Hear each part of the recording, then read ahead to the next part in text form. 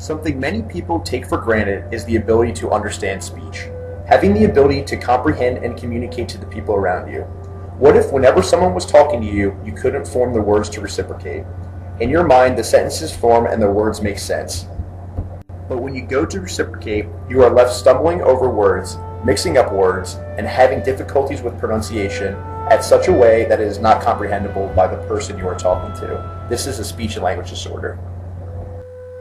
Speech and language disorders are not new in today's society. These disorders have dates as early as 1000 BC. During this time, they were considered fools, buffoons, and were used as a large source of entertainment.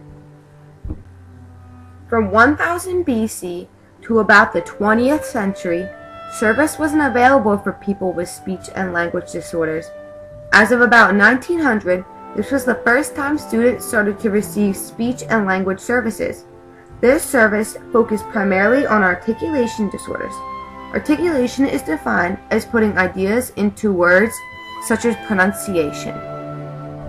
By 1940, speech and language disorders expanded greatly because of returning soldiers with brain injuries as a result of World War II.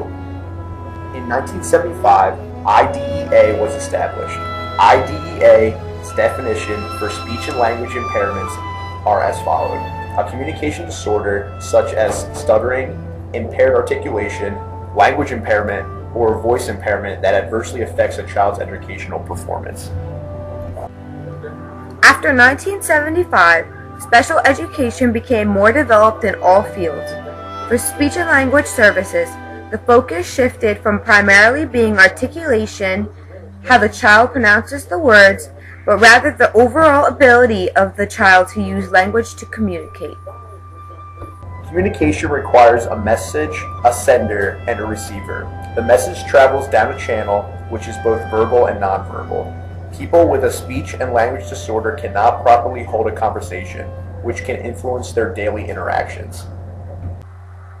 Components of language that can be the source of problems for a student with a disability are phonology, morphology, syntax, semantics, and pragmatics. Phonology is using correct sounds to form words.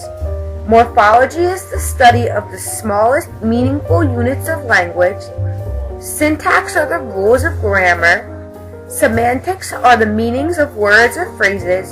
And pragmatics is the ability to successfully participate in interactions with others.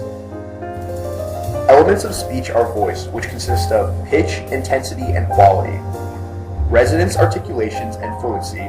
Some speech disorders are voice disorders, articulation disorders, fluency disorders, which are the most common, and aprasia of speech. There are many different causes of speech and language disorders.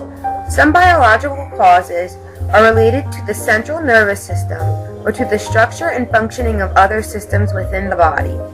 Specific brain injury and hereditary may also be a cause.